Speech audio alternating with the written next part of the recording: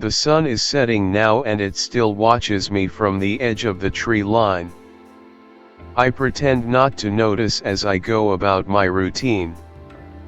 I do last night's dishes, I take a drink of cheap booze, I ease myself into a comfy chair and wait. As I hobble through the glorified cabin, it does not move. It stands by the wych elm tree, silent in the snow. It should be frozen solid, between the whipping winds and the highs floating around 0 degrees, but it only stands and watches. Dale came by yesterday. He was a big man with a bushy dark beard tinged at the end with bits of red. He had hands the size of bear claws and shared a nose color with Rudolph, a symbol of his favorite last time. The sun was already hanging low in the west when he rolled up in his rusted Ford pickup truck. He brought me some cans of soup and fresh bread.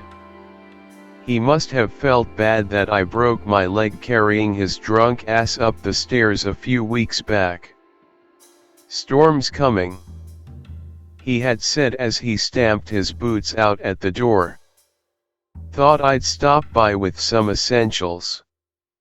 He slid a bottle of cheap whiskey from a brown paper bag with a wink. "I've been stuck in my uncle's cabin since my fall about 2 weeks ago.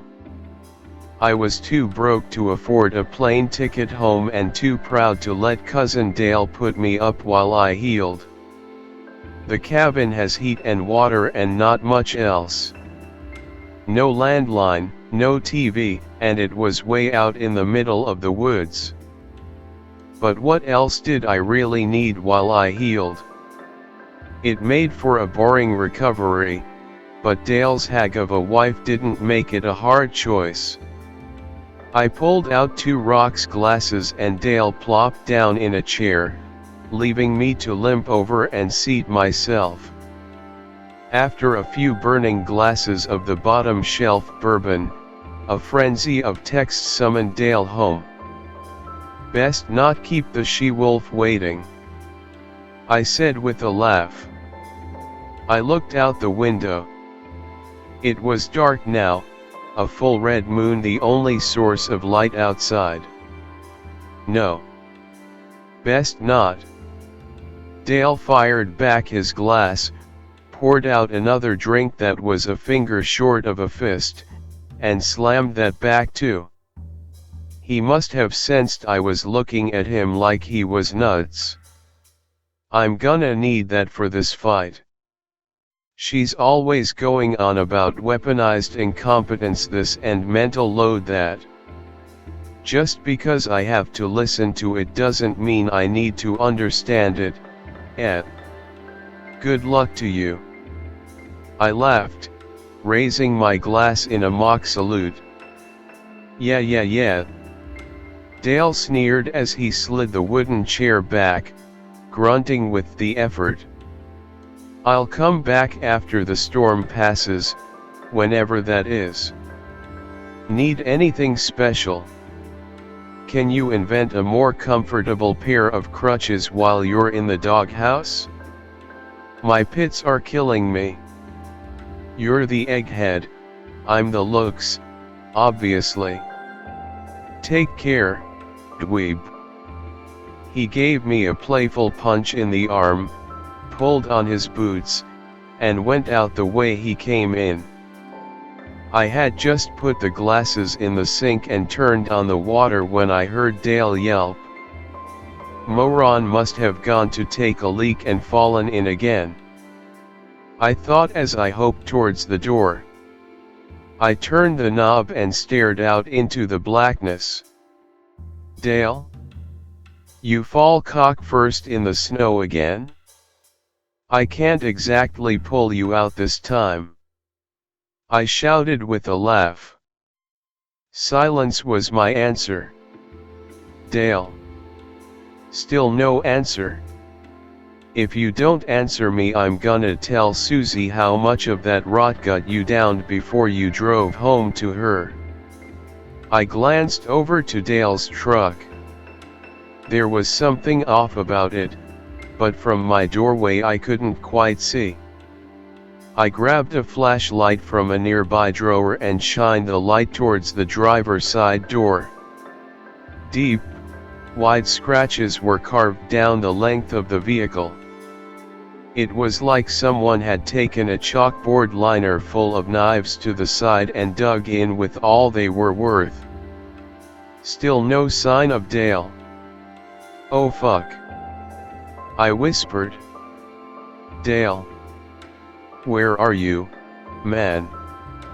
I scanned the flashlight around my icy driveway with one shaking hand, the other just barely holding me up on a crutch. There was no sign of him.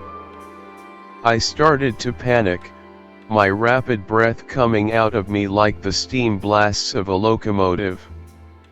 "Dweeb." Dale's voice came, almost whisper quiet. I almost pissed my pants.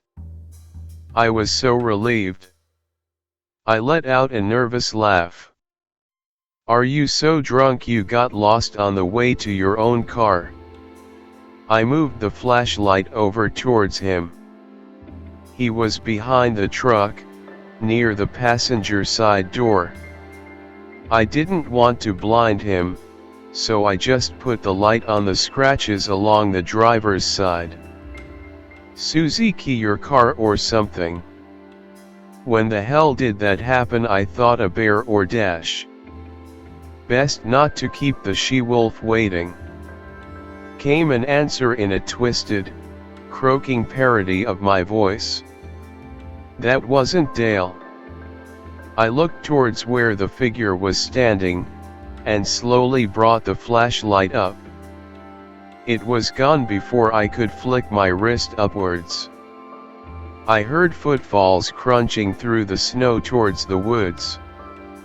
Whatever it was fast. "Dale!" I screamed again. Nothing but the wind answered. I looked up towards the woods. A pair of great big yellow eyes returned my gaze without blinking. I try to tell myself now that if only it hadn't been for my busted leg, I would have gone out looking for my cousin. But I know that isn't true. I locked all the doors, turned on all the lights, and slumped down in the kitchen with my back to the fridge and a knife in my hand. I don't remember falling asleep or even feeling all that tired, but the booze must have snuck up on me. I woke up in a sweat, knife still tight in my fist. I scrambled to the window and looked outside. No creature, no Dale, just blood. Spread in a large pool from behind the truck, the red smear was pulled straight back into the darkness of the barren tree branches a few yards away. Even with my broken leg, I scrambled down the steps to the truck, the clouded daylight giving me some mild courage. Dale's truck was trashed, tires flattened, windows smashed, even the seats shredded. I limped to my Buick. It was no better, the engine torn to bits under the hood and the tires shredded. I rushed back to the cabin. As I reached for the doorknob, I saw thick grooves gouged out up and down the wood. I looked back to the woods and there it was, hiding behind the wych elm, one clawed hand resting on the bark as it watched me with those horrible yellow eyes. I slammed the door behind me and pressed all my weight into it. In between panting breaths, I managed to hear a faint tap tap tap. Kitchen knife still firm in my hand, I hopped over to the sound. The back door had been forced open, almost completely off its hinges. It swung limply in the breeze, knocking gently into the wall with each gust of wind. It can take me whenever it wants. I try not to think about it as I go about my business. I just hope whatever is watching me from the WYCHL makes it quick.